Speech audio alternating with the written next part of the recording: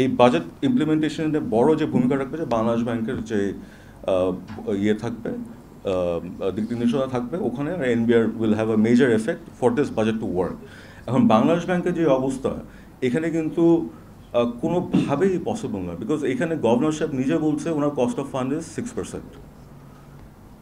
ওনাদের নিজেদের cost of fund is 6%, সব ব্যাংকে যত আছে ওয়েটেড অ্যাভারেজ ইজ 6%। এখন 6% যদি হয়, আমি ধরলাম ঠিক আছে, তাহলে 2 থেকে 3% ওনাদের overhead cost for running the banks and everything. বাকি যে 5%, এটা তো টোটাল মিসম্যানেজমেন্ট, মিসগভর্নেন্স, চুরি, এগুলোর জন্য হয়েছে। ওয়াই শুড উই দ্য মানে bona fide business people of Bangladesh, সাধারণ জনগণ, আমরা কেন এটা দায়ভার নেব? ইনফ্লেশনের যে আগে যেটা বলছিলাম, ইনফ্লেশনে আপনারা যেমন এই বাজেট আমরা দেখেছি যে অনেকগুলো ফুড আইটেমসের উপর কাটডাউন করা হয়েছে। কাটডাউন করে কিছু হবে না, কারণ ট্রেডিশনালিভাবে যেটা আমরা আমি ফ্রম চিটাগংয়ে যেটা ছোটোবেলার থেকে দেখে আসছিলাম যে খাতুনগঞ্জে 200 থেকে 400টা ব্যবসায়ী ছিল।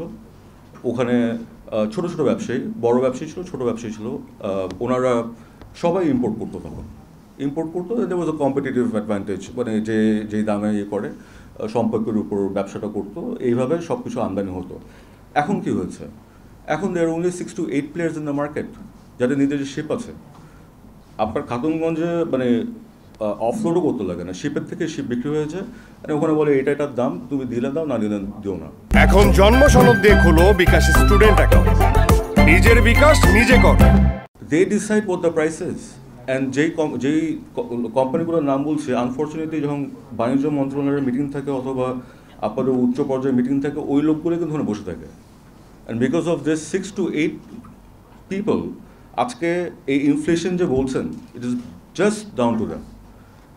অ্যান্ড সো এই বাজেটারি ইয়েতে you can't control this inflation unless আপনি এখানে রুল অফ ল এস্টাবলিশ করেন অ্যান্ড দেয়ার ইজ অ্যাকাউন্টেবিলিটি। যারা এসব মনোপলিস্টিকভাবে যারা কন্ট্রোল করছে মার্কেট অ্যান্ড ইনফ্লেশনের এফেক্ট ট্রিগার করছে, they need to be brought to the book.